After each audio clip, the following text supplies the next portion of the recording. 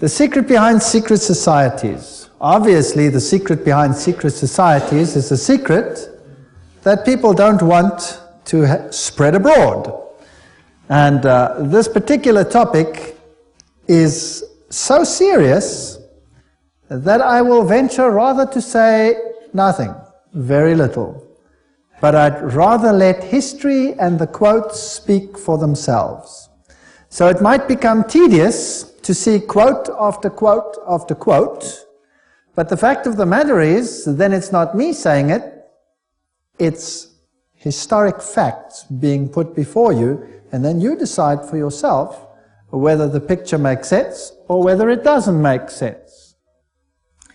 Revelation 17:4, and the woman was arrayed in purple and scarlet colors, and decked with gold and precious stones and pearls, having the golden cup in her hand, full of abominations and filthiness of her fornication. There's only one church in the whole world that uses a woman with a cup, and that is the Roman Church. And here is Città del Vaticano, using the woman with the golden cup, and she is called Fides on all their documents. Fides. Now what does that mean? Fides. Well, let's go to a Masonic source, a very good Masonic source, written by Albert G. Mackey, the Manual of the Lodge.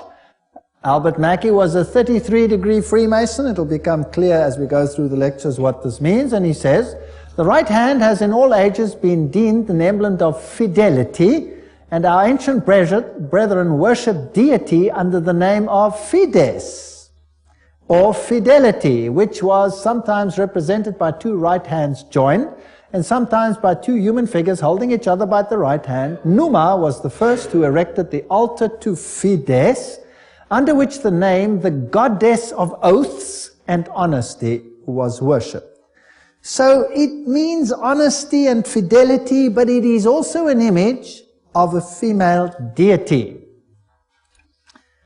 Now, Revelation 17 verse 5 calls this institution the mother of prostitutes. In Revelation 18 verse 7, she says, I sit as queen, I am not a widow, and I will never mourn. So she might have lost some children during the Reformation, but she's going to get them back. I am, and there is none beside me. I will never be a widow or suffer loss of children. She's going to control the world in a spiritual sense. That's what this power says. Now, it's interesting that the Vatican has just recently, September 5, 2000, issued this encyclical, Dominus Iesus, where she says, other churches are no sisters of ours, the Vatican insists. It must always be clear that the one holy Catholic and Apostolic Universal Church is not the sister, but the mother of all the churches. Cardinal Ratzinger said that. He's the head of the Inquisition. They don't call themselves the Inquisition anymore. They call themselves the Congregation for Doctrine and Faith.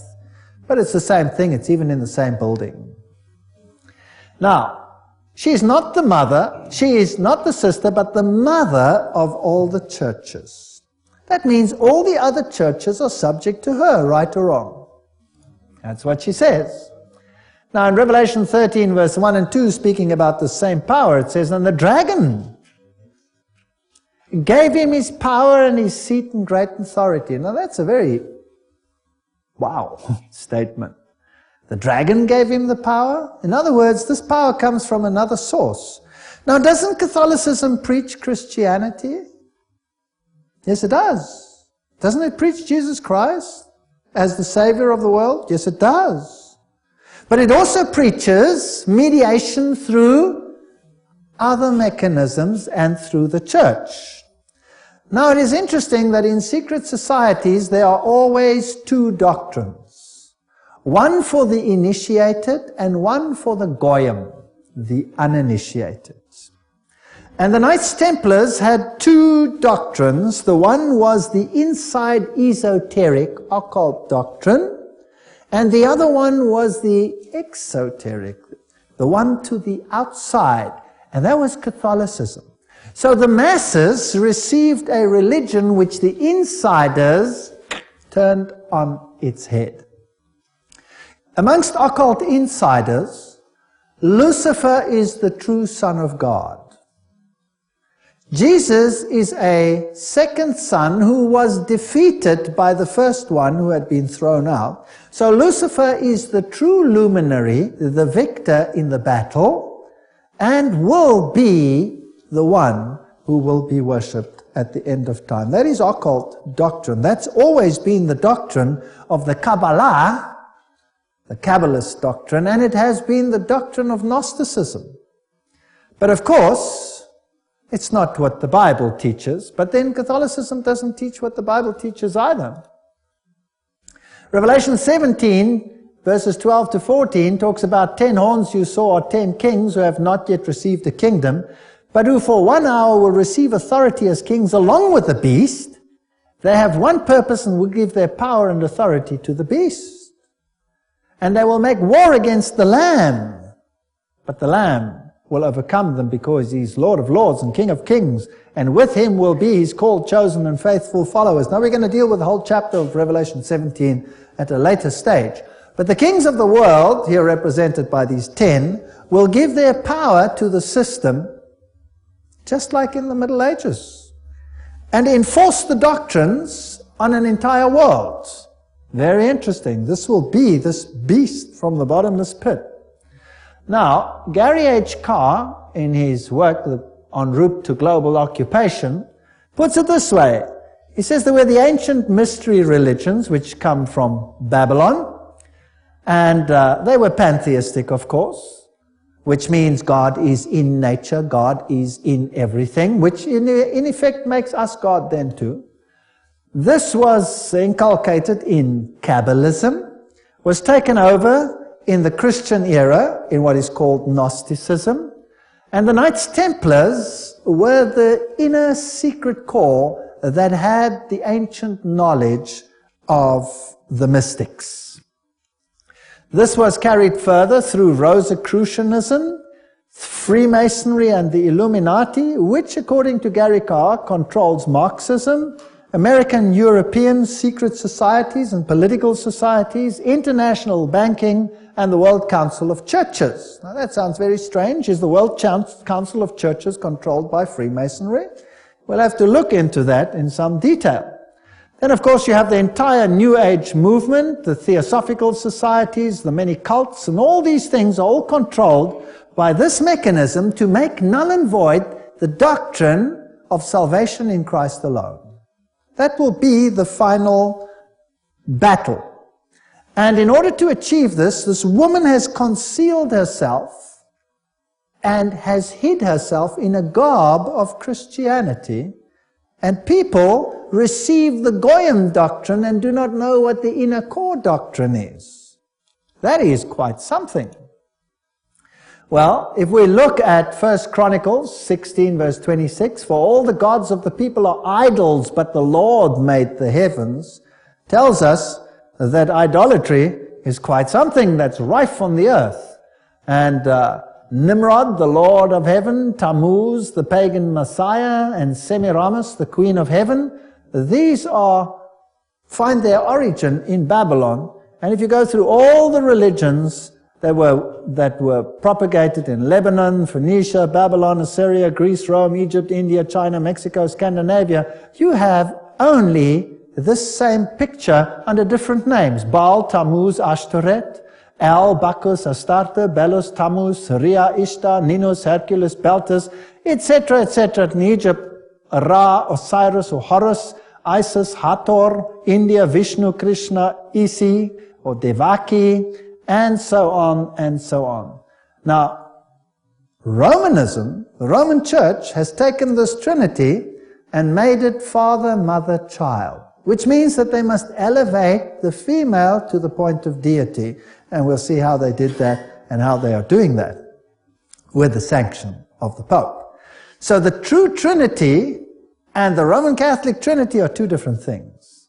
For the Goyim, it's Father, Son, and Holy Spirit. For the inner circle, it's Father, Mother, Child, which is none other than Baal, Tammuz, and Ashtoreth, if you want to take it back to those times. Jupiter is the god who is worshipped under Petrus. the rock. And ubi Petri, where Peter is, there is the church. So here's another rock which takes the place of the true rock. Christianity and the secret societies, we could just summarize it as follows. The old Babylonian religion gave rise to Kabbalism. Via the Essenes and others, Gnosticism came into existence, and Gnosticism was founded by Simon Magus. This comes from no other source than Historia de la Magie and by Eliphas Levi. Wow, that's a high Masonic source. So Gnosticism founded by Simon Magus. Then this Gnosticism, with its secret doctrine, was eventually, over time, through many intermediary organizations, carried over to the Knights Templars. And the Knights Templars were a group of a Roman Catholic order, if you like, that were set over the temple site to protect it. And they had strong links to Islamic societies, the Ismailis, the Karmatites, the Fatimites, the Druzes, and the Assassins. And these are very, very interesting, and we'll be dealing with them when we talk about the Islamic connection, what the secret societies actually teach. Just like the Templars had two doctrines, one for the Goyim, the uninitiated, and one for the insiders, and the two diametrically opposed to each other, so the secret societies of Islam do exactly the same thing. But that's another lecture. Now the Templars, they had their secret inner information inculcated in the Rosicrucians and the Jesuits. The Jesuits, again, formed and created Freemasonry. And Freemasonry was created as the Protestant arm of the Roman Catholic Church. Unbeknown to them, beguiled, fooled, if you like, into doing the work that Rome wanted them to do, so that Rome could sit in the background while Freemasonry did it for them. And then it wasn't them, it was them. And it was mainly Protestants that were doing it, and not Rome. Very clever. Very, very clever indeed. So now let's have a look at these Knights Templars. Here are some of the representations. This is Desmaloy, the founder of the, or not the founder, but the leader at the time of its dissolution of the Knights Templars. This is what their dress looked like, if you like, and that is one of their symbols. It is a symbol that is used by many churches today. Did you know that? Many charismatic churches use that symbol. That's fascinating. And Jehovah's Witnesses use that symbol as well. We'll come to that in another lecture. Now let's have a look at what Nestor Webster, Secret Societies and Subversive Movements, has to say about the Templars. We're not going to read it all, but you can always, if you get the video, stop the quote. In the year 1118, 19 years after the First Crusade ended with the defeat of the Muslims, the capture of Antioch and Jerusalem, these groups were founded that were eventually established as the Templars, and they presented them with a house near the site of the Temple of Solomon, hence their name, Knights Templars. And they became very famous and a very powerful order which controlled all the finances, the financial world. They were the banking elite of the world, if you like. And then in the year 1128, the order was sanctioned by the Council of Troyes and by the Pope. It was a Roman Catholic order within the church. Now, some years later, October 13, 1307, this order was officially brought to an end by the King of France because it had come to light what they were doing, so it was said. The King of France, Philippe le Bel, had the Templars arrested, and the date was Friday the 13th, October 1307, and since that day, Friday the 13th is a day of bad luck for the entire world. And the charges brought against them were: the ceremony of initiation into the order was accomplished by insults to the cross and the denial of Christ and gross obscenities. gross obscenities. There were all kinds of things reminiscent of Sodom that had to take place there. The adoration of an idol, which was said to be the image of the true God, and that was Baphomet, the symbol over here of the androgenic male-female deity. The omission of the words of the consecration of the Mass, the right that the lay chiefs amongst themselves giving absolution, and authorization of unnatural vice. So they had to curse the cross, trample upon Jesus, swear allegiance to Baphomet, and sanction this with unusual vice. That's a pretty serious crime in those days, so he was sentenced to death. But the order actually didn't disappear. The Pope was very reluctant to say that it was so. Masonic ritual includes references to the Knights Templars. For example here, Secret Societies and Subnervous Movements says, several knights who had set forth the rescue of the holy places of Palestine from the Saracens formed an association under the name of Freemasons, thus indicating that their principal desire was the reconstruction of the Temple of Solomon. And you hear a lot about the reconstruction of the Temple of Solomon today, and the story of Israel and all those interesting things. Now let's go a little bit into some of the history. I'm taking you to this beautiful palace. Where do you think it is? It's in Jerusalem. And it's Notre Dame Vatican. And this is where the Pope has his representation in Jerusalem. It's a palace for a king. There's the Vatican flag flying outside. And there's even a whole lane where you have some interesting papal artifacts. Now in Jerusalem, I went to look up the site of the Knights. And here is the Knights Palace, the Latin Patriarch.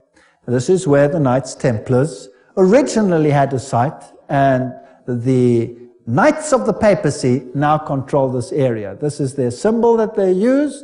That is also the Knight's shield, which is used by many religions today. The Rema Church uses that symbol, for example.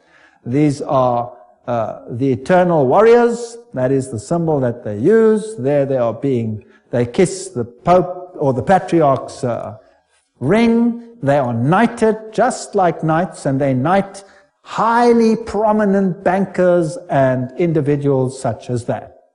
Inside this church, you have, of course, the statue of Jupiter as Peter. Notice that the foot is well kissed. And I didn't want to kiss the foot, so I just stood there.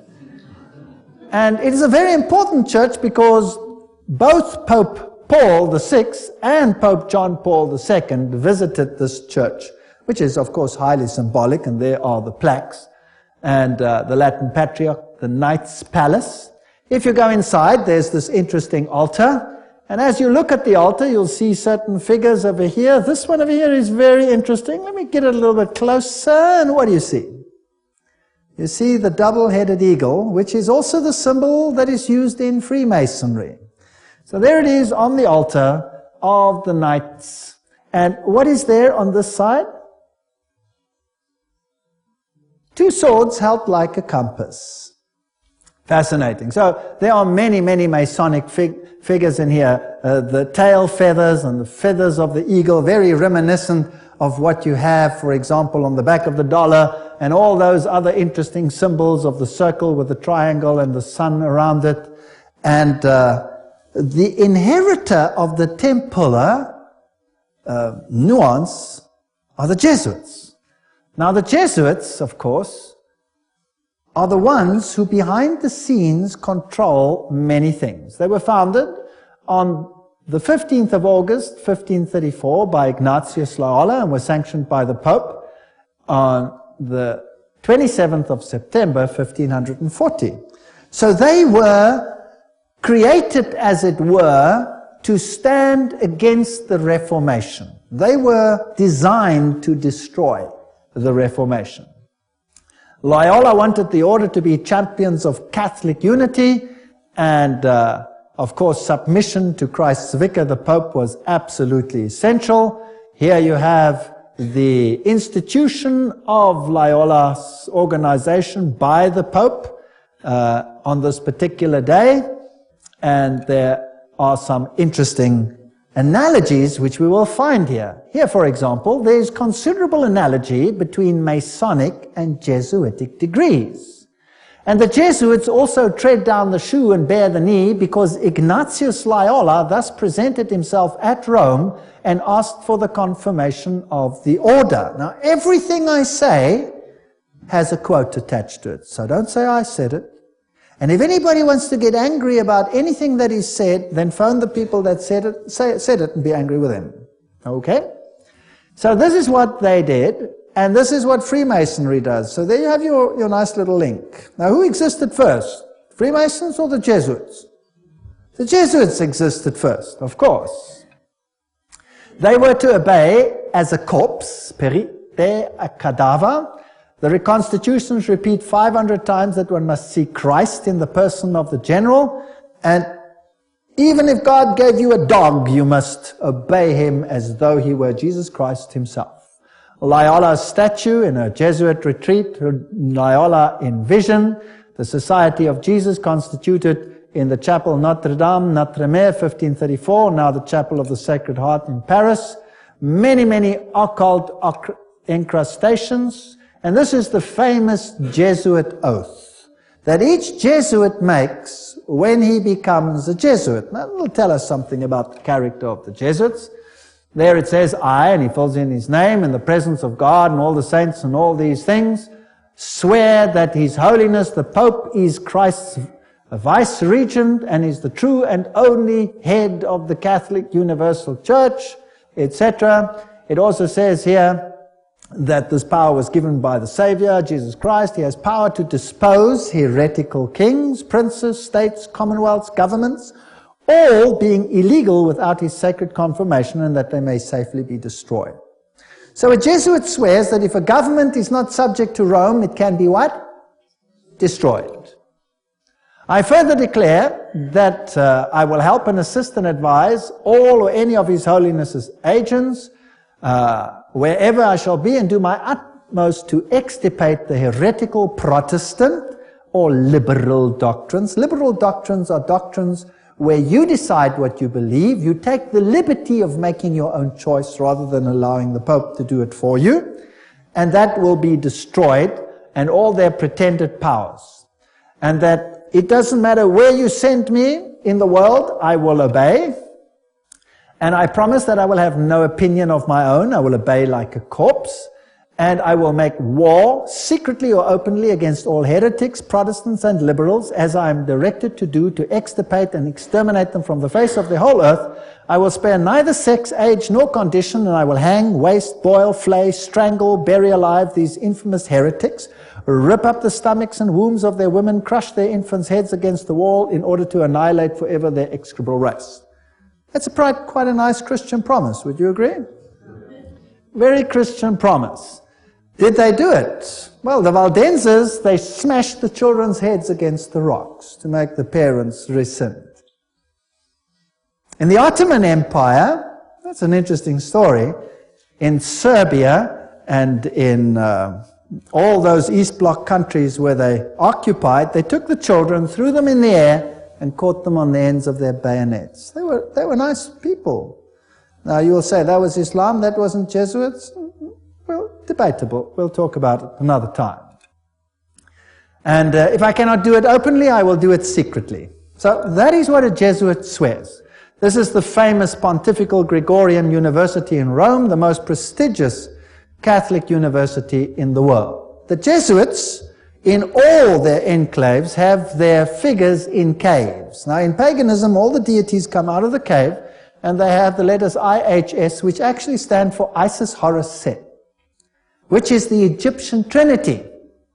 They, of course, say it means Jesus hominum salvator, Jesus the Savior of men, but it doesn't. It means IHS, Isis, Horus, Set. And their symbol is the triangle with the all-seeing eye in it for this deity. They also use the pillar, the stela, if you like. They have the symbol of the triangle with the eye inner circle, which is also the symbol used in the New Age movement. And we saw that Gary Carr says that Freemasonry controls the New Age movement and the Jesuits control the Freemasonry, or created it. This is the University of the Jesuits in Prague. On top of it they have Atlas, not Jesus Christ. If you go to a more modern Jesuit enclave like this one in Germany, I visited this. I'm quite cheeky sometimes, there I am. And took a picture, and inside they have this picture of Christ. This is not Christ, this is Atlas, holding the world on top of his shoulders, disguised. They have these symbols up against the wall. There, this symbol is the symbol of Hermes. If you take away the cross, then you have the symbol of Isis. This is paganism at its best. And these symbols over here are nothing. Here it is, Jesuit Kirche, when it was built, etc. And their symbolism, Maria, the M is the Masonic M, the triangle, Ria, the goddess. Here is a church in Germany, a cathedral. Inside you will see this circle with a cross in it, the crossed swords, symbol of all symbols used also in Freemasonry. Now if you go back to ancient Assyria, that was a very prominent cross. It was the Maltese cross. It comes from ancient paganism. They have the symbols of the star over here, two stars one over the other, or two crosses one over the other. They have the compass, they have the moon with a disc in it or a star in it, which is the symbol that Islam uses, for example. They have the solar calendar and the triple crown. All of these are used by the papacy. Upside down crosses represent victory over Christ. Hammers and compasses and sickles, these are symbols that are prevalent in the world. There's Jesus standing above the skull and crossbones, which is a symbol of Jupiter, the god Jupiter, who is a symbol of course, who is Lucifer. Upside down crosses again. This is a very important cathedral in Europe, in Germany, where all the political leaders come together. If you go there, you will have Janus, the two-headed one. And then you have the statue so-called of David.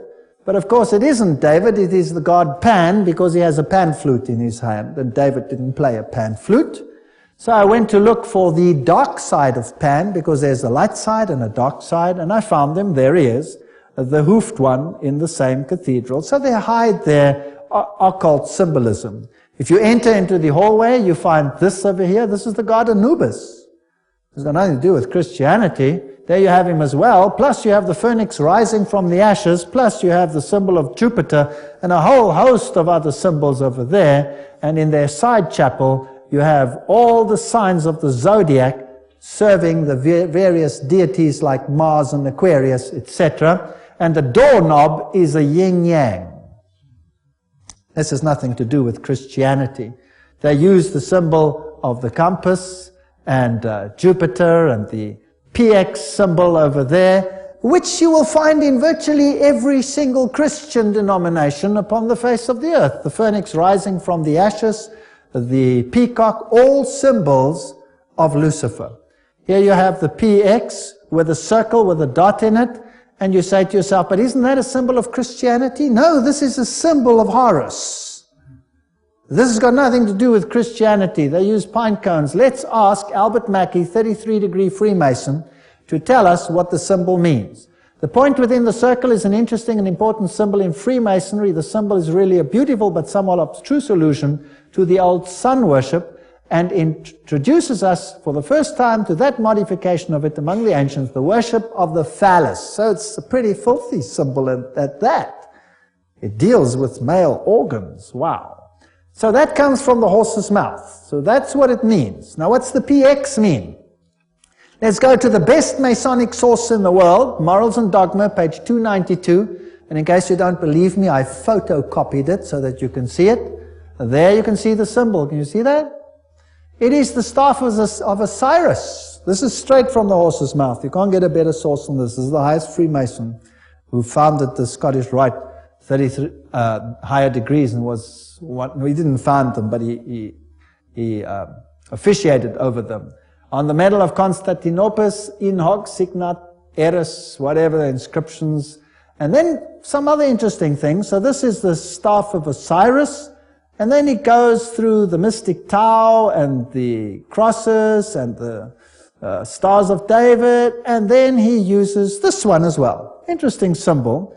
He says the vestment of the priest of Horus were covered with these crosses. That's a Maltese cross. Remember that I showed it to you on the Assyrian king? Now, who wears that on his vestments? Well, let's have a look. Oops, there it is. Who's wearing it? The Pope is wearing it. So what is he? He must be the priest of Horus. So to the outside world, it seems like Christianity, but to the inner circle, it's occultism. On the floor of the cathedral in London, you have the tricolour, which is the triple yin yang. And what does that mean? Well, let's go and ask the sources themselves. Celtic version of the yin yang. That's what it is. The tricolour, the sea, good luck, cauldron, Celtic goddess, the goddess of wisdom and witchcraft. Who was enthroned in the French Revolution? Goddess of reason, witchcraft, reason, all these things, same deity. On the floor of the same cathedral, you find the mystic Tau. What does the Tau represent? Let's ask another Mason, Ward. He says it's the symbol of the male creative side of the deity, sign language of the mysteries. So again, it has a sexual connotation. What's it doing on the floor of a cathedral? So the Jesuits are the heirs of the occult religion, and they control the world through their agencies. They stand in the background, create sub-organizations, and everybody thinks they are not active. Let's ask them themselves what they believe. Here is the history of the generals of the Society of Jesus. These are all the generals, starting with Ignatius Loyola. They're all listed down there. We don't have to go through them all the way through to the present one that rules now, whose name is Peter Hans Kolvenbach. Nice German name. It's interesting that the Germans are very prominent in this. Peter Hans Kolvenbach is the head of the Jesuits. Cardinal Ratzinger, another German, is the head of the Inquisition. They seem to be pretty much in control. What does he look like? There he is, Peter Hans Kolvenbach. You're looking probably at one of the mightiest men on the earth today, if not the mightiest. He's the Black Pope. Here you have the cave of Loyola. Here you have George W. Bush and the Pope in audience with each other. And they don't do anything by chance. They just happen to do this exactly under that picture I showed you, where Loyola receives his commission from the Pope. Now, the ceremony of induction and the extreme oath of the Jesuits, Library of Congress, catalog card, there it is. You have been taught to insidiously plant the seeds of jealousy and hatred between communities, provinces and states that were at peace, and incite them to deeds of blood, involving them in war with each other, and to create revolutions and civil wars in countries that were independent and prosperous, cultivating the art and the sciences and enjoying the blessings of peace, to take sides with the combatants and to act secretly in concert with your brother Jesuit, who might be engaged on the other side, but openly opposed to that with which you might be connected, only that the church may be the gainer in the end, in the conditions fixed in the treaties for peace, and that the end justifies the means. Whoa! This is Hegelian science. Two opposing viewpoints, dialectic thinking. You war the one with the other, and you rub them up until nothing is left. It's called thesis, antithesis, and the resultant clash brings synthesis, that which you want. Now note that the Jesuit can be very active on the one side, but he can be equally active on the other side. So this is all a process whereby they wish to attain things. The 30-year War. What was that about? The aim and the object was that that war should in truth become a war of annihilation. Besides, was it possible for them to allow peace to be concluded with countries whose rebellious governments had issued a law ruling that no Jesuit should ever again dare to show his face? Do you know that the Jesuits were thrown out of virtually all countries, including Catholic ones, because they were so divisive. Catholic kings couldn't even take the Jesuits and threw them out. If a Catholic king dared to throw out a Jesuit, that country was destroyed, Catholic or not, and the Jesuits are back. You can take your bottom dollar for that. So, the frightful responsibility for this terrible 30 Years' War must rest upon the Emperor Ferdinand II and his teachers, rulers, and bosom friends, the sons of Loyola. Every single thing I'm saying is a quote. Popery, an enemy to civil religious liberty. In 1550, Pope Julius declared his claim to universal temporal political power, evidenced by a new coin he issued, its motto having read, "The nation and kingdom that will not serve me shall perish." Now please note that this is a Roman Catholic statement, that the nation and the kingdom that does not serve the papacy will perish. What does that mean in terms of Protestant countries then? Are they going to be in trouble, yes or no? I would say, yes, they will be in trouble. Thomas Aquinas, the great philosopher of the Roman Catholic Church, said, "The Pope by divine right has spiritual and temporal power as supreme king of the world. The Pope of Rome, as head of the papal government, claims absolute sovereignty and supremacy over all the governments of the earth." All the governments. All these quotes are highly potent quotes. There is nothing mediocre in these quotes, and they come from the highest sources. The right of deposing kings is inherent in the supreme sovereignty which the popes as vice-regent of Christ exercise over all Christian nations. Cardinal Henry Manning, 1892, he was Archbishop of Westminster. So, he is in control of all nations of the world. Now it's interesting that the Bible tells us that these words were put on the Christ's cross at the crucifixion. Jesus of Nazareth, the King of the Jews. You read that in John 19:19. But the Roman Catholic crucifix has the words "INRI" written on it. Now, if you look it up in Webster's dictionary, it means Iesus Nazarenos Rex Iuderum. But in the extreme oath of the Jesuits, INRI means something totally different. It means Iustum necare reges impios, which means it is just to exterminate or annihilate impious or heretical kings, governments, or rulers. That's an interesting point. Now, another thing that they want to do is destroy Protestantism. We cherish at the bottom of our hearts this principle that whatever does not unite with us must be annihilated.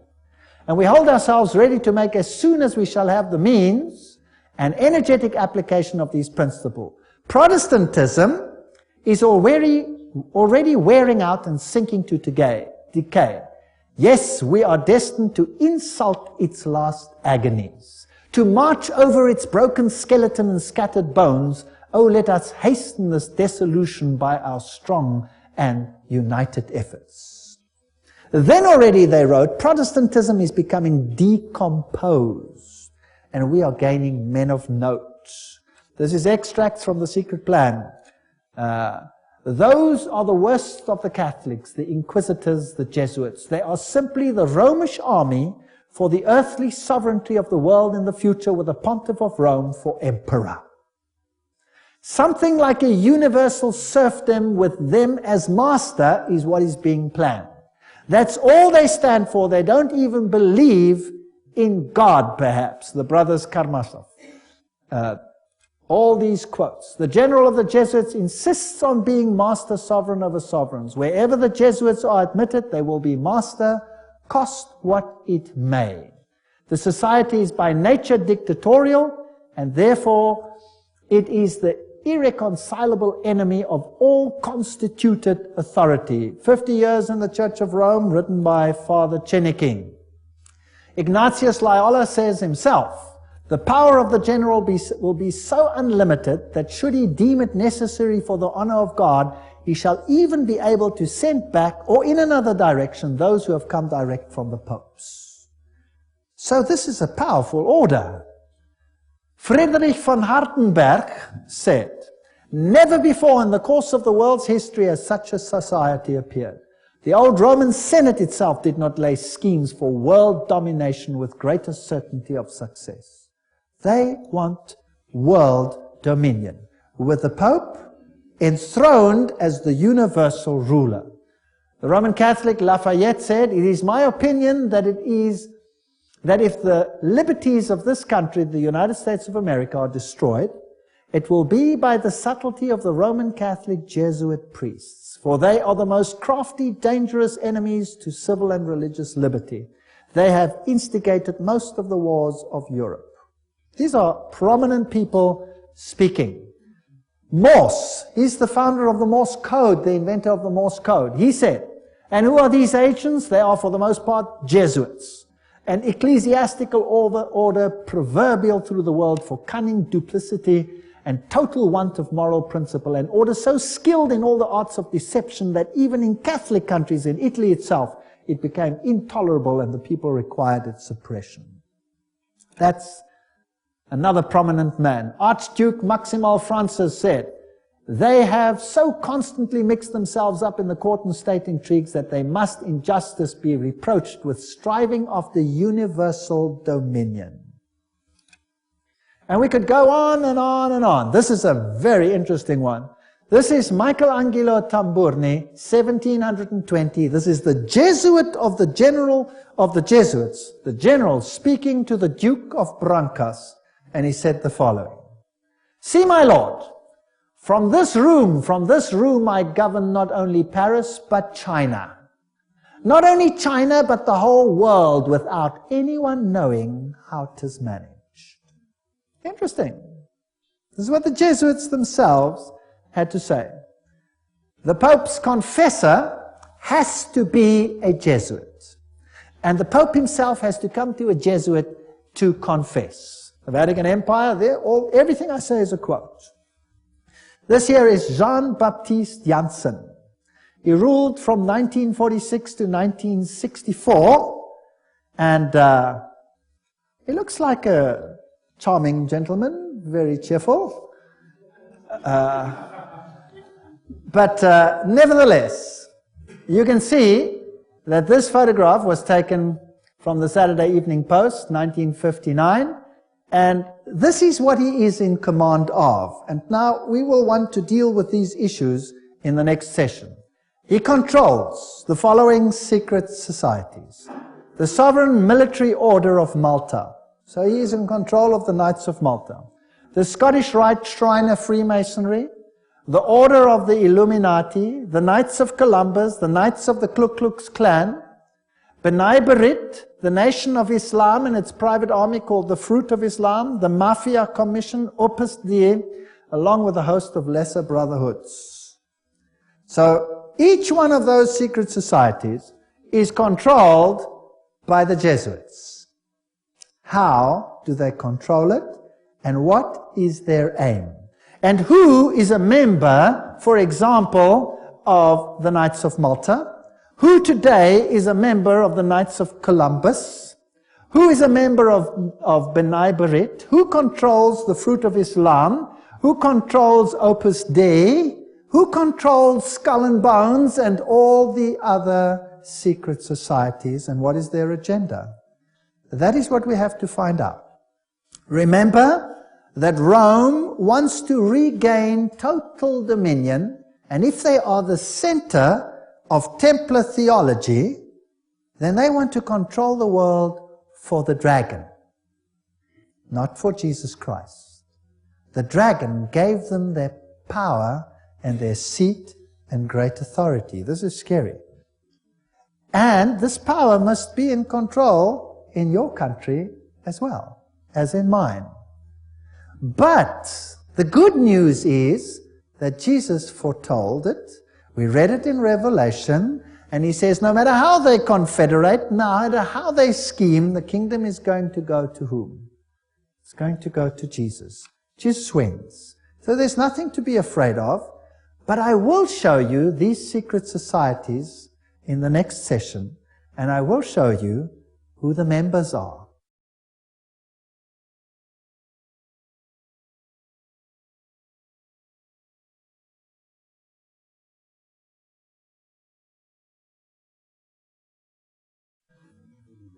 As we spoke in our previous little session, this is Jean-Baptiste Janssen, just one of the great generals of the Society of Jesus. He was the leader from 1946 to 1964. And we mentioned the Order of Malta, the Shriners, the Order of the Illuminati, the Knights of Columbus, Ku Klux Klan, and all these secret societies that are under the control of the Jesuit general.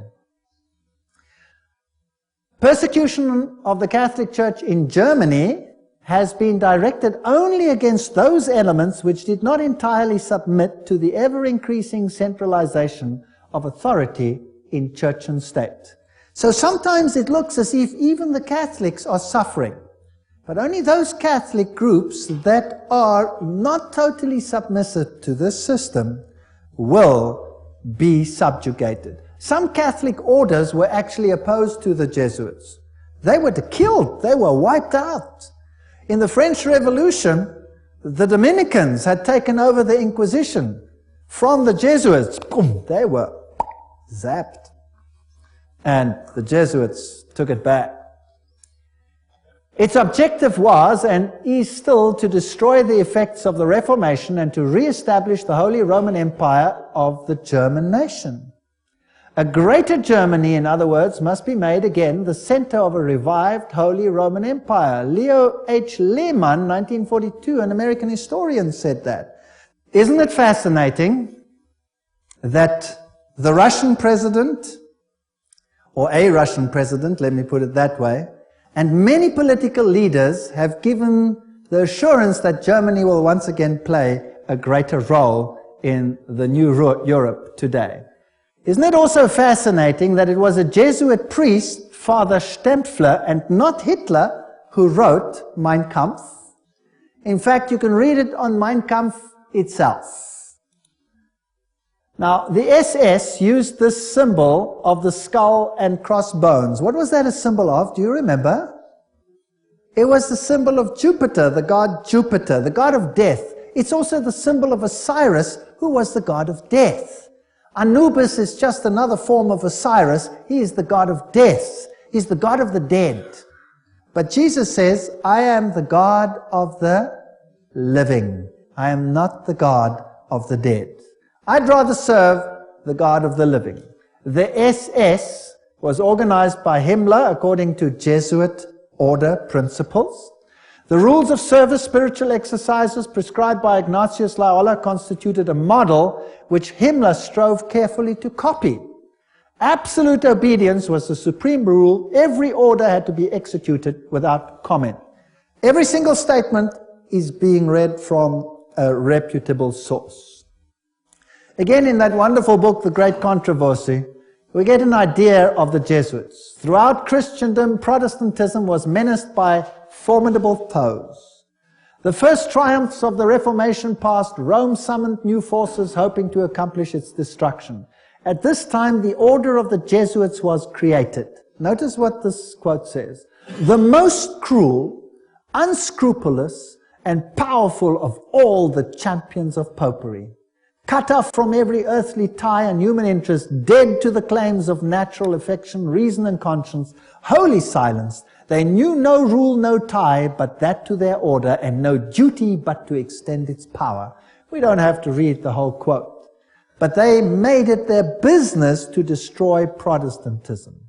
The Jesuit order therefore stands before us as the embodiment of a system which aims at temporal, political domination, and that over the whole world. You will say to me, surely China will not be subject? Well, we already read a quote by the Jesuit general himself where he says he controls China. Who controls communism? The Jesuits created it, and therefore they controlled it. They practiced it in their South American examples where they practiced it before they instituted it. Very interesting. This is Count von Hernsbruch, 1911, German noble and ex-Jesuit, who says this very thing. At what then do the Jesuits aim? According to them, they seek the greater glory of God, but if you examine the facts, you will find they aim at universal dominion alone. It is they who rule the world. One quote after the other. Moreover, the Pope has thousands of secret agents worldwide. They include the Jesuits, the Knights of Columbus, the Knights of Malta, Opus Dei, and others. The Vatican's intelligence service and its field resources are second to none. Even Dave Hunt, American Baptist historian, says that. So, let's have a look at some of these institutions. Let's have a look at Freemasons. The Grand Design Exposed says, the truth is the Jesuits of Rome have perfected Freemasonry to be their most magnificent and effective tool, accomplishing their purposes among Protestants. Now surely the members of Freemasonry themselves must be deceived, because if they saw it, they wouldn't do it, right? So actually the order is being used and they themselves are deceived. And only within the order, higher up, are those chosen ones who know, and they are controlled by the Jesuits for Rome. Very clever. Very clever. To make Protestantism do what you cannot do openly because you have been fingered by Protestantism as the Antichrist. So this is very interesting. This is a Templar fortress and a church on the island Mallorca, Spain. And there again you have the double-headed eagle, and you can go to virtually any church on that island and you will find the double-headed eagle over the altars of these churches. As I've said, Adam Weishaupt was the father of Jacobinism, and he is the one who is also the founder of the Illuminati. From the Jesuit college at Ingolstadt, it is said to have issued the sect known as the Illuminati of Bavaria, founded by Adam Weishaupt. Its nominal founder, however, seems to have played a subordinate, though conspicuous role in the organization of the sect. You see, again, they use a front and a front and a front. Now, here are two Jesuit generals. This one over here is General Ricci, and this is General Ledochowski. And very interesting, this one over here, 1773 to 1840, he ruled during the order's suppression. Now notice this, the Vatican itself suppressed the the Jesuits, between 1773 and 1814. What happened to the Vatican in that time? There was a mortal wound. And the Pope was taken into exile and he died. Isn't that correct? So who gave the mortal wound to the papacy? The own order in the own church. Power struggle. And he created, in his time, the Illuminati was created through Weishaupt. And, of course, he's also the father of modern communism, who with his Jacobins conducted the French Revolution. Years later, Jesuit General Ledochowski with his Bolsheviks conducted the Russian Revolution in 1917, and it's identical to the other revolution. And I will deal with that when I give a lecture on revolutions and wars and dictators later in the series. France's greatest authority on the Jesuits, Edmond Paris, said, the Russian Revolution, by eliminating the Tsar, protector of the Orthodox Church, had it not decapitated the great rival and helped the penetration of the Roman Church? We must strike while the iron is hot. The famous Russicum, Russian College of Rome, is created in 1929, and its clandestine missionaries will take the good news to its schismatic country. 1 century after their expulsion by Tsar Alexander I, the Jesuits will again undertake the conquest of the Slav world. And did the poor Slavic world suffer? They were slaughtered by the millions. History will show what happened there when Stalin, probably one of the greatest mass murderers of all time, did his thing. Frederick the Great, so-called, of Prussia, caused the high degrees of Masonic constitutions of the ancient rite to be revived, And he himself wrote the constitutions under the guide of the Jesuit general. Encyclopedia of Freemasonry, Albert G. Mackey says that himself. Very interesting. And now notice this. This is a source that's unbelievable. This is Isis Unveiled by Blavatsky herself, the author of Secret Doctrine. She says that the rites are the offspring of the sons of Ignatius Loyola. The Scottish Rite and all of these worked under the instructions from the general of the Jesuits. So who controls Freemasonry? The Jesuits, there's no doubt about it. Here, we have confirmed the induction of the Knights Templar Mason into the councils of the said order of knighthood, and hoping and confiding that he will ever be so demean himself as to conduct to the glory of IHS, the most holy and almighty God, and to the honor of the mark we do recommend. There's a ritual in Freemasonry which is totally Jesuit. So the Jesuits control Freemasonry. Here's a Freemason temple, if you like. It's in Oklahoma. There is IHS. This is a Freemason temple. It's a lodge. There is IHS in it. There are still old ladies, male and female, about the country who will tell you with grim gravity that if you trace up Masonry through all its orders till you come to the grand tip-top head Mason of the world, you will discover that the dread individual and the chief of the Society of Jesus are one and the same person. James Patron, American historian. There are many that say these things. Knights of Malta. The Freemasons are in the foreground, while the Jesuits and the Knights of Malta are in the background. The Jesuits control even the Knights of Malta. Now, who are they? Well, they are headquartered in Rome, these Knights. They used to be on an island, but besides that, they used to be a military order. They are still a military order. They are Knights. They control the banking of the world, the industry of military complexes of the world. They oversee Chase Manhattan Bank with all its branches. They rule all the intelligence communities, the KGB, the CIA, and all of these things to restore the Dark Ages. Everything I'm saying is a quote. I'm saying nothing. Don't accuse me of saying anything. I'm just reading. Who are they? Well, here's the head of the Knights of Malta at the moment in America. Well, he's dead now. This is Francis Joseph Cardinal Spellman, Cardinals of New York. And their headquarters is St. Patrick's Cathedral, the diocese of the Archbishop of New York. There are the various ones. Here's Terence Cardinal Cook. Then was Cardinal O'Connor, and currently Cardinal Archbishop of New York, Edward M. Egan. Now let's have a look who the members of the Knights of Malta are. That should be interesting. Some past, some present. General Alavena, George Anderson, Angleton, Azru, Bertie, Bobs, Bonaparte. Does that name ring a bell? Borges, Bradley, Brady, Pat Buchanan. Does that name ring a bell? James Buckley, Prescott Bush. Does that ring a bell? Frank Capra, William Casey, does that ring a bell?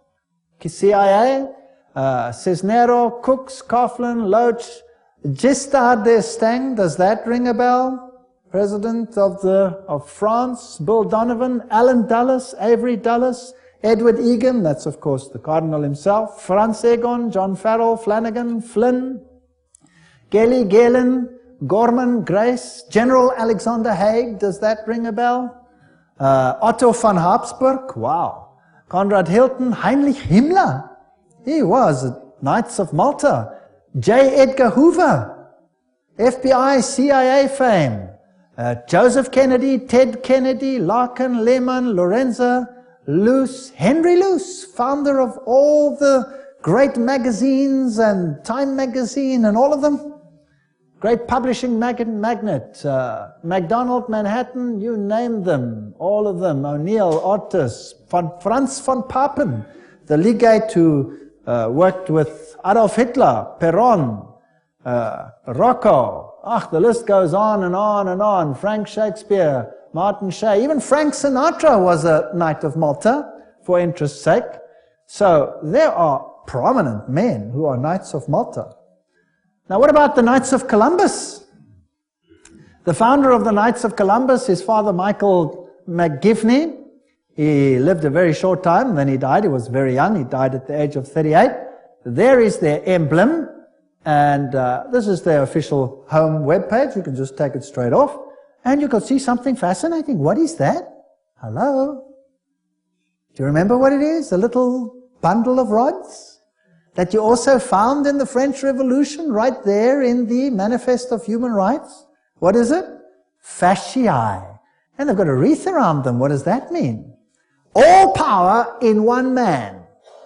Who will that man be? Who do the Knights Columbus, founded by a Roman Catholic priest, want to see the power vested in? The Pope, of course. The Knights of Columbus, founded at New Haven, Connecticut, 1882. Then it was already considered 300,000 strong. Only Roman Catholics are eligible. It is initiative to service in 4 degrees. It's the heart and soul of politics. You cannot get into politics if you don't have the stamp of approval of these guys. The fact is well known to political machines and non-Catholic politicians whose candidates must receive the approval of Rome and the Knights before they dare nominate them for either dog pound or presidency. The Knights of Columbus' principal business is politics, a Jesuitical politics. A menace to the nations, Jeremiah Crowley, is the quote. These are serious accusations. There they are, with their fasciae, which will become clearer as we go on, and we can see where we are heading. For today, Rome considers listen to this. Today, Rome considers the fascist regime the nearest to its dogmas and interests. We have not merely the Reverend Jesuit Father Coughlin praising Mussolini's Italy as a Christian democracy, but their official magazine, which is Civiltà Cattolica, this is the official Jesuit magazine, says, this is the house organ of the Jesuits, says, fascism is the regime that corresponds most closely to the concepts of the Church of Rome. This is scary. Have you noticed lately that there is more and more control? Have you noticed some of these things? Have you noticed that you are being treated more and more like someone who has to bow 20,000 times before the powers? And there is the organization Opus Dei. Is a semi-secret religious lay order with paramount objective is total support of the papacy. And these people walk around with clamps that tear into their flesh so that they have constant pain with every movement to remind them of their obligation. And they have high members, like presidents, for example, of Portugal is an Opus Dei member. Then we have the Skull and Bones organization. And who are they? Well, they have this interesting skull and bones. What does it represent? You know that by now. Jupiter. And they have the number 322. If you look up Genesis chapter 3, verse 22, you will find, now man has become like one of us, knowing good and evil, raising man to the level of deity. This is Yale University, the place where they are. Now let's consult one of the greatest authorities on skull and bones. That is Anthony Sutton. Let's ask him who he is. Educated at the Universities of London, Göttingen, California, former research fellow at the Hoover Institute, Stanford University, as well as economics professor of California State University. He had the guts to speak out and write a book, and it cost him dearly. But nevertheless, let's quote him. There is the book. Anthony Sutton, America's Secret Establishment, an Introduction to the Order of Skull and Bones. So that I don't say it, let's quote it. Skull and Bones. It's over. It's Bush. Bush won the election. Let's watch this video. Yale University, the scions of America's first families confess their sexual exploits from a gruesome coffin. In a smoke-filled room, a handful of power brokers manipulate the global economy. These are the purported activities of some of America's secret societies, groups with names like Bilderberg, Skull and Bones, and the Trilateral Commission. The Skull and Bones Society is founded in 1832 by 15 seniors at Yale University in New Haven, Connecticut. They establish a secret society with rules and rituals that remain unchanged to this day. The Skull and Bones initiation ceremony is said to be held in April in the tomb's basement. One distinguished member serves as master of ceremonies. Once enrobed, he is known as Uncle Toby. The shortest senior is appointed Little Devil and dons a satanic costume. A bonesman with a deep voice is dressed as Don Quixote. Another is dressed as the college's founder, Elihu Yale. Still another is given papal vestments. It would all be funny if it weren't for the fact that among the former bonesmen are 3 presidents: William Howard Taft, George Bush, George W. Bush, numerous senators and ambassadors, industrialists like William Whitney, CIA agents, State Department officials, and publishing magnate Henry Luce. Absolute secrecy is also required. In his 1999 autobiography, George W. Bush devotes just one sentence to his membership in Skull and Bones. Quote, "My senior year, I joined Skull and Bones, a secret society so secret, I can't say anything more." The secrecy, according to some researchers, is there to protect the fact that Skull and Bones funnels its initiates into positions of power and influence. The best-known bonesman is ex-President George Bush, who, according to tradition, is supposed to avoid admitting he's a member. Mr. President, are you a member of Skull and Bones?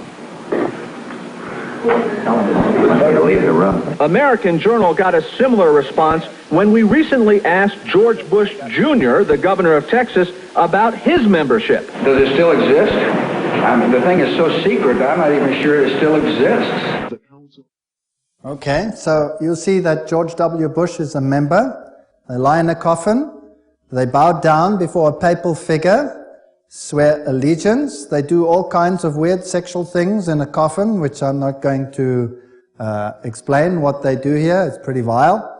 And these are the presidents of the most powerful countries in the world, and they belong to secret societies such as this. So, now, we're soon to have an election, and here is the German newspaper, Financial Times, Deutschland, February 2004, which confirms that Kerry, the opposition leader who is going to stand against George W. Bush, is also a member of Skull and Bones. So really, what's the point in voting if both of them belong to the same camp? What these people believe and what they are all about, we will have to see in one of the next lectures. The order, what it is and how it began. Those on the inside know it as the order. Others have known it for more than 150 years as Chapter 322 of a German secret society. That is very important. In fact, this was discovered when they broke in and stole some of the papers at that institution. It is officially known as the Russell Trust of 1856, or as the Brotherhood of Death, because they serve the god of death, who happens to be Anubis, if you like, Osiris, if you like, or Jupiter. The American chapter of the German order was founded in 1833 at Yale University by General William Huntington Russell, and Taft, the only man to be both President and Chief Justice of the United States. Interesting. Now, the German order, what does this actually mean? The Illuminati had its origin at the University of Ingolstadt, and recruits were from the student Incorps. Of course, they had to be students with high connections, you know, sons of very high insiders. The order had its origin in Yale in 1833, but Skull and Bones is a chapter of a German secret society. So, which organization does it represent? Active members have enough influence to push their sons and relatives into the order, and there's significant intermarriage amongst the families, and they fall into major categories, 2 major categories. We find the old line American families, Second, families who occupy great wealth. When he's initiated into the order, he says, tonight he will die to the world and be born again into the order, as he will henceforth refer to it. The order is a world unto itself, in which he will have a new name, and 14 new blood brothers also with new names. Now there's also a British chapter which was established at Oxford University and All Souls College, and the British element is called the Group. So the Skull and Bones is not the only one. You have the Group, and then you have a European order as well. So the Group links to the Jewish equivalent through the Rothschilds, the Inner Circle, and so there is a worldwide secret organization which has the highest individual in industry, government, all facets of life. And they actually are the most prominent rulers in the world today. And if they are a chapter of a German society, then they are the Illuminati. And George W. Bush said that there are 1,000 points of light illuminating the world at the moment. It's interesting that the order writes many constitutions. The members write constitutions. For example, Archibald MacLeish, who is a member of Skull and Bones, or was, he wrote the constitution of UNESCO. Now we're going to have to deal with UNESCO and find out what it's about. Churches, the Union Theological Seminary is under the control of Skull and Bones. A very interesting seminary. We'll deal with these in more detail in another lecture. Major establishment of law firms, communications and industry, the Federal Reserve, and all of these are controlled by the order. This is how Chapter 322 operates. There's a central inner core. Notice that this is actually the all-seeing eye, the wedge of the eye, but that's something else. There's an inner core, there's an inner circle, there's an outer circle, there's an Atlantic Circle, the Bohemian Club, notice there, Bohemian Club, part of Skull and Bones.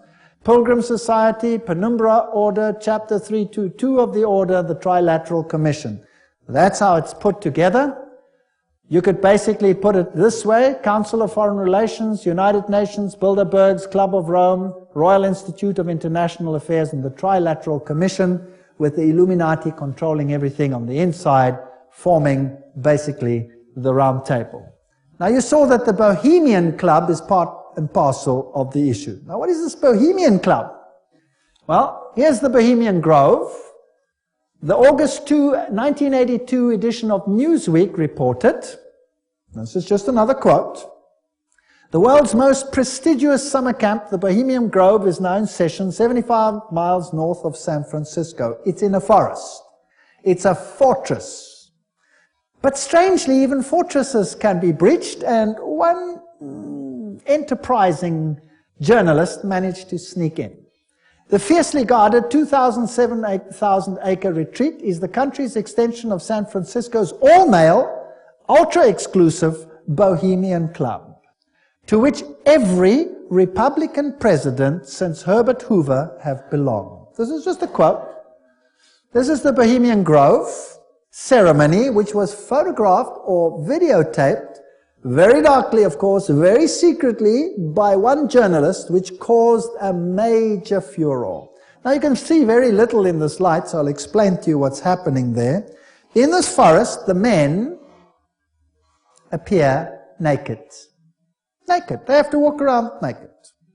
In fact, some members have left the society because they're tired of walking around naked. Now imagine every president of the United States has been a member of the Bohemian Grove. And just imagine.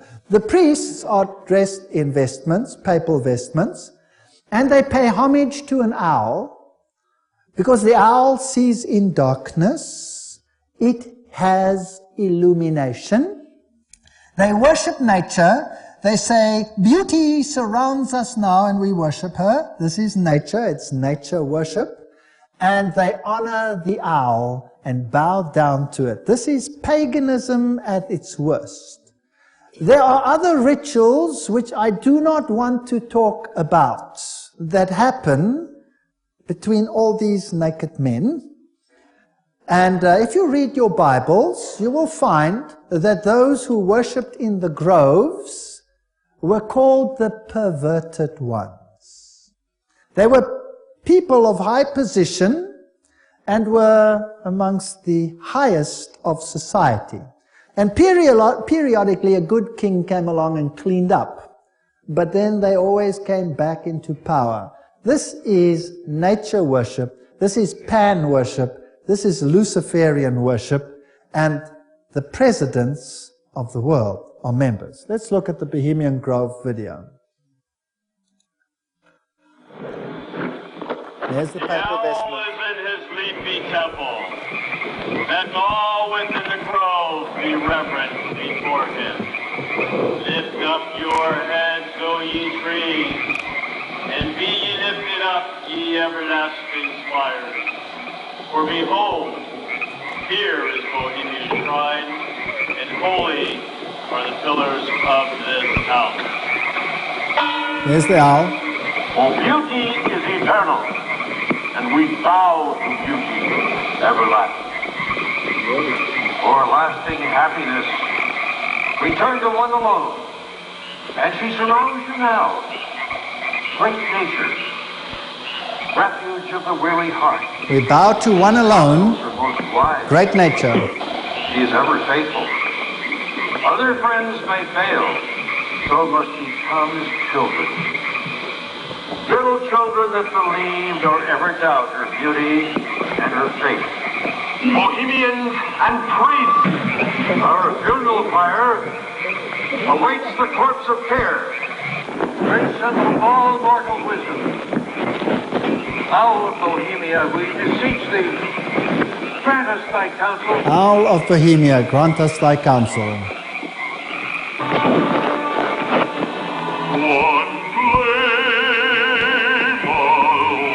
Well, that's just a part of the ritual, which shows that it is nature worship.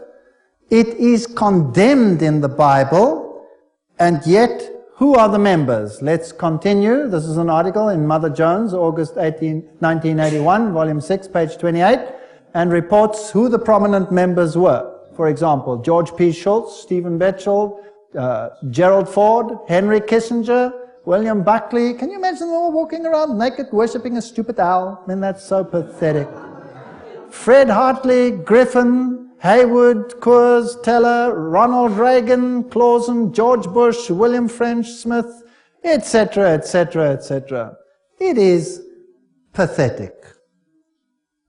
Modus operandi of the order. The activities of the order are directed towards changing our society, changing the world, to bring about a new world order. This will be a planned order with heavily restricted individual freedom. That's fascism. And I will show you the papal encyclicals that will make your hair stand on edge as to what is going to happen all over the world. And believe me, I live in a country where it's being implemented. And you can see it happening every single day. It is scary. But you don't have to be afraid if you know why it's happening. If you do not know why it is happening, you will despair, and there are thousands who are putting bullets through their head because they cannot tolerate it. 4,000 farmers driven off the land and murdered in my country alone. They lose everything, they lose hope, they put bullets through their heads, they wipe out their entire families because it's better for them to die than to live with it. And you know what? You give a lecture like this and you show what's behind it and why it's behind it, and guess what? They get hope. Because they see it's not just them and not something they don't understand. Once they start understanding the bigger picture, they gain hope. And they say, wow, so it's not really the end for us, because this is simply the sign that Jesus is coming soon. And there will be a better kingdom. Let us give our lives to Jesus Christ, because this world has nothing to offer. And they get hope. So far than being negative, they conceive a lecture like this, for example, as positive. And it has an amazing effect on countries where this is being implemented this very day. No constitutional protection if you go against it. They control education. I'll show you how in the lectures. money, law, politics, economy, history, psychology, philanthropy, medicine, religion, media. There is nothing that they do not control. And remember, they are neither left nor are they right. So if there are right-wing parties and left-wing parties, they control them what? Both. That's the Hegelian principle. That's Hegelian logic. Remember that both Marx and Hitler, the extremes of left and right, presented as textbook enemies, evolved out of the same philosophical system, Hegelianism. I'm quoting from one of the greatest researchers in this field. That brings screams of intellectual anguish from Marxists and Nazis. Remember that the Jesuits were told that they must serve on this side and the other side. Remember that? And create conflict between the sides. This conflict of opposites is essential to bring about the change that they want. Today, this process can be identified in the literature of the Trilateral Commission, for example, where change is promoted under conflict management. Have you heard that name before? Right, conflict is essential. The state is absolute. So the state must have total control. That means the people must relinquish their rights to the state. Do you see that happening in the United States at the moment? Absolutely. So the state requires complete obedience. An individual does not exist for himself in these so-called organic systems, but only to perform a role in the operation of the state. That's exactly what it was like under Nazism. Here's Hegel. The two, Hegel and Kant, are the philosophers behind the system. I was stunned. I was in Europe 4 weeks ago, in Germany, and the leaders, the presidents of Germany, went down and put down wreaths in front of these people's graves and said, their philosophy has made the new Europe possible. They honored them. What a terrible, I would almost say satanic, well, why not just say it, philosophy. The Illuminati principle that the end justifies the means is also the principle of the group and the order, which is skull and bones. That means you can do anything, no matter how dastardly, as long as you achieve your aim. There's an outer circle, an inner core, all of these. Council of Foreign Relations is the outer circle, Trilateral Commission, all of those. Trilateral Commission was founded by David Rockefeller, comprises 200 members worldwide. The Bundy operation, activism towards a new world, global order. George W. Bush, who was a member of Skull and Bones, remember, says that it's a big idea, a new world order where diverse nations are drawn together in a common cause. Only the United States has both the moral standing and the means to back it up. So, do you think they're trying to get all the countries of the world to come into this system, yes or no? Do you think it's possible that they are giving their power to a woman who rides them? Does it look like it? Who controls them? The Jesuits. And who do the Jesuits say all power must be under? The Pope. Isn't that correct? All right. So who do you think would clamor for a new world order more than anyone else? Maybe the Pope. Wouldn't that be interesting? Well, here he is. New international order urged for the sake of peace. When? January 3, 2004. His whole New Year's speech was dedicated to asking for the implementation of the New World Order. Vatican City, January 1, 2004. John Paul II started the new year by insisting that peace is possible and thus a duty, and he called for a new international order. CNN, what did that have to say? Pope calls for a new world order. Thursday, January 1, 2004. Vatican City, Pope John Paul rang in the new year on Thursday with a renewed call for peace in the Middle East and Africa and the creation of a new world order based on respect for the dignity of man and equality amongst nations. What did he say? This year, Pope John Paul directed his thoughts to the continuing conflict around the globe, but he stressed that to bring about peace, there needs to be a new respect for international law and the creation of a new international order based on the goals of the United Nations. He called for an order that is able to give adequate solutions to today's problems based on the dignity of the human being, this is human rights, on an integral development of society, on solidarity amongst nations, rich and poor, on the sharing of resources and the extraordinary results of scientific and technical process. You know, sharing of resources. Have you heard of that before? Well, there's another term for it. It's called redistribution of wealth. Have you heard of that before? Right. Now let me redefine that for you. To redistribute wealth means to take the wealth from the one who has it and give it to one who has not got it. Is that correct? Now if you do that, which nations of the world will be hardest hit? The Catholic ones or the Protestant ones? The Protestant ones are the rich nations. Everywhere you can draw a line. Now I will show you in the lectures that come that there are encyclicals which define how the redistribution is to take place. And how it is happening and how the encyclical says it should take place is what I can see happening in my country without the government lifting a finger against it. It is defined by need, as we will see. Now, there's another word for taking from one who has and distributing it to someone who does not have. It's called theft. Stealing. Thou shalt not steal, says the Bible. The Pope in Rome says, thou shalt steal. He does. Literally, I'll show you his encyclical. You will be stunned. This New World Order is going to be an exciting place. I don't want much part of it. Fortunately, my God says, my kingdom is not of this world. If it were, they would fight for me.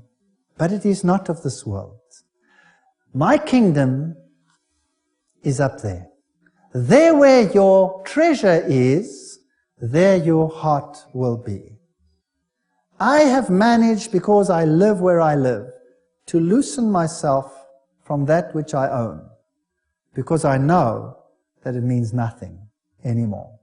Do you know that in my country, if you go on a holiday, and you stay away for a while, and you come back, and your house is occupied, that you cannot put the new tenants out, even if the house is yours? Did you know that? Because they have need, therefore they have the right to take it, whether you own it or not. And this is not a joke, this is a fact. Scary. But who cares? I serve a God who has promised the most wonderful things, even temporal things, to those who serve Him. Wonderful promises.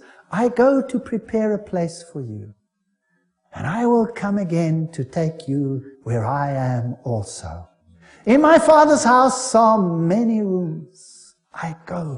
Actually, it doesn't mean rooms, it means mansions. God has prepared things for us which make this world sick by comparison. So let them have their kingdom, let them have their fun, because my God says this world will come to an end and the kingdom of God will reign forever and ever and ever. Don't miss the next lectures. We're now on a roller coaster ride that will take you to exciting places. Thank you for coming.